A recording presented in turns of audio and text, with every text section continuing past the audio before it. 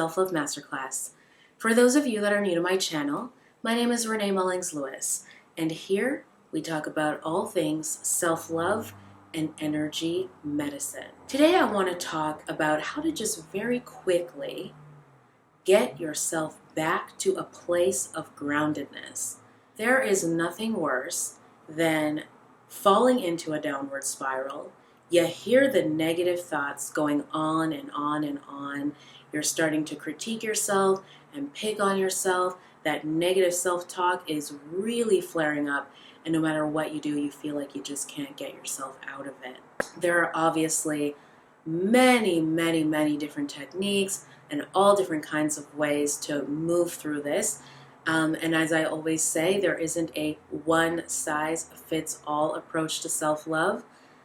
But what I like to do in these videos is give you a little something to chew on, a little something to get you started at home. And then of course, if you're really struggling, I always recommend that you reach out and you work with a professional, a coach, a therapist, a counselor, someone that can really look at the nitty-gritty of what you're going through and help you with very specific aspects of your self-love journey.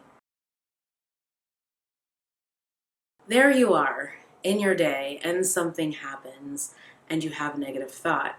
I've even worked with clients who nothing has even happened. It's just the way that their mind is set up and the view that they have of themselves is just really negative. They're still at a place where they're just learning to like themselves or forgive themselves or listen and honor themselves. And so there's just a lot of the ego that is flaring up constantly on the attack all the time. Now, if you've been following me for a long time, you know, because I mentioned this in videos, that the approach that I like to take from a self-love perspective is not to attack the ego or trash the ego or call it names. I think it has us then create that there's some other part of ourselves that is bad and wrong.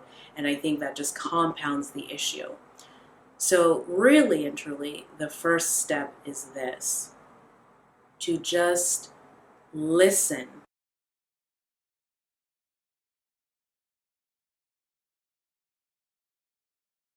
That's it.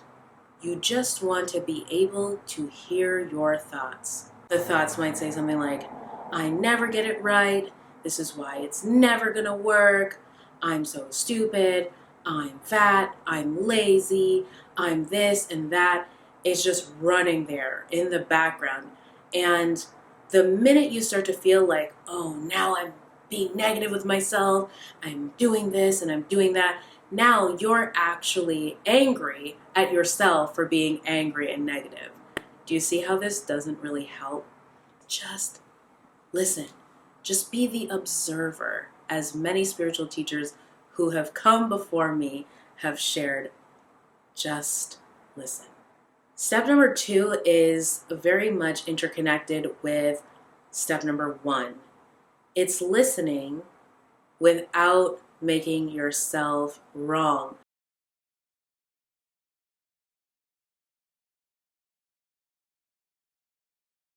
Now, a lot of people are really uncomfortable with this because when you're experiencing negative emotions, you don't feel happy.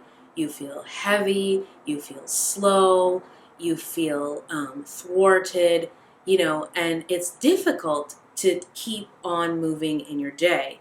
It's part of the reason why sometimes people call in sick, or they feel like they can't get out of bed, or they cancel appointments because they just feel completely stopped. What you want to try to do is, in the space of observation, keep moving.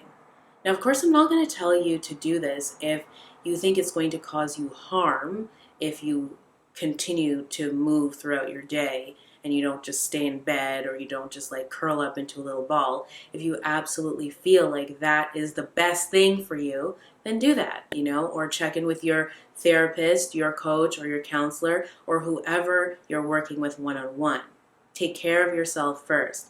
For those of you that are here because you want to try something different, because you've tried the whole curling up in a ball, you've tried the whole calling in sick, and it doesn't really seem to help, just try to continue on in your day anyway, while paying attention to the thoughts that are happening. If you've gotten to the point where you're listening to your thoughts on loudspeaker, but you're still able to get up and make that coffee, you're still able to get in the car, you're still able to help your kids with homework, you're still able to film that video and edit that video to make sure it's out to your peeps by Tuesday as promised, acknowledge yourself. It's really, really, really hard to keep moving when all these negative thoughts are blaring at you.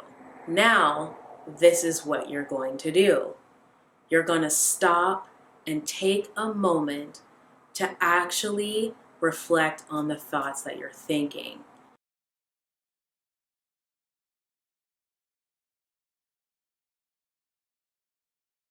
So if you're having thoughts about your body, if you're having thoughts about your job, if you're having thoughts about your business, the question you want to ask yourself is, in those areas where my ego is losing its mind, acting the fool, and trying to take me down, are there things that I'm not listening to? Are there things that I'm not paying attention to? Are there things that need to be addressed in those areas? What I'm asking you to basically do here is assess if your ego is just being completely irrational and outrageous, or if your ego is activated by some underlying issue, something that isn't healed, something that isn't taken care of. And so basically what's on loudspeaker right now are your wounds.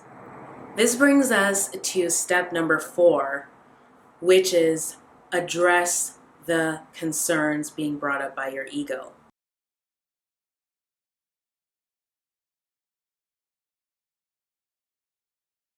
So by now you actually know if it's completely irrational or if there's something deeper.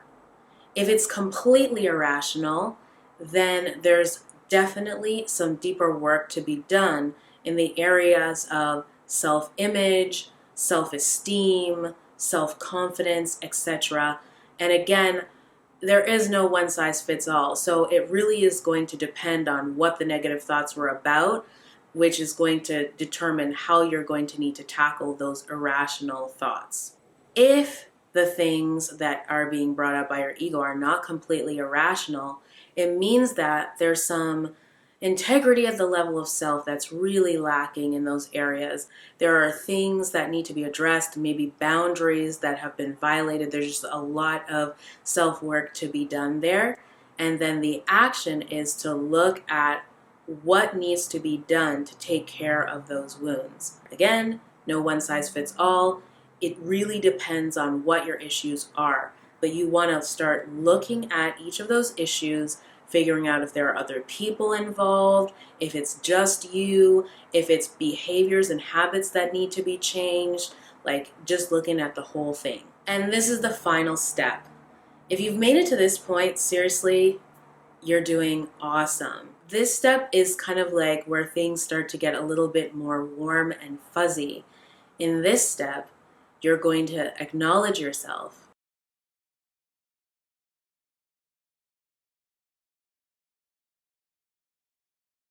Just like I've been acknowledging you.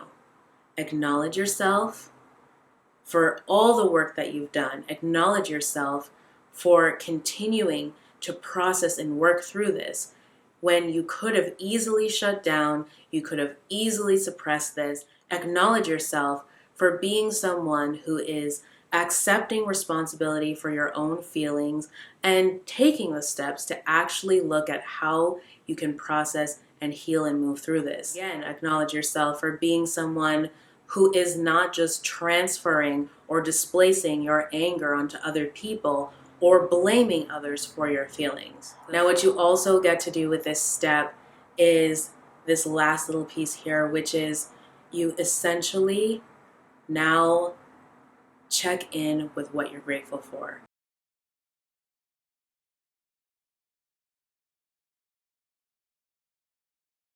If you can't find anything at all that you are grateful for, gratitude just isn't present, Be grateful for the fact that you made it to the end of this practice and this process. Friends, let me just tell you right now, there will never be a point in your self-love journey where you don't experience negative thoughts and emotions. There will never be a point where you just don't have an ego. Like, there have been spiritual masters that have experienced enlightenment, but that is not an everyday, ordinary thing. So please don't feel like you are supposed to be at some place in your spiritual development where you just have everything all together and it's always a good day and you just block through negative thoughts like that. Instead, have realistic expectations for yourself and be compassionate. Understand that part of being on a self-love journey involves, for many of us, having an ego and actually using that ego to introspect and to help us to grow and expand spiritually here on earth for the time that we are here in these bodies. All right, my friends, well, as always, it has been such a pleasure to do this video for you, and I sincerely hope that you greatly benefited from the video. I would love to know, do you experience these emotions? If you do, how do you get through them? Where are you still experiencing challenges? And then if you decide to try the steps that I've given you, let me know how they worked out for you, which ones were easy for you, and which ones were still a bit of a struggle for you. And thank you so much for watching, friends. And don't you forget, until we see each other next time, that we are in this together.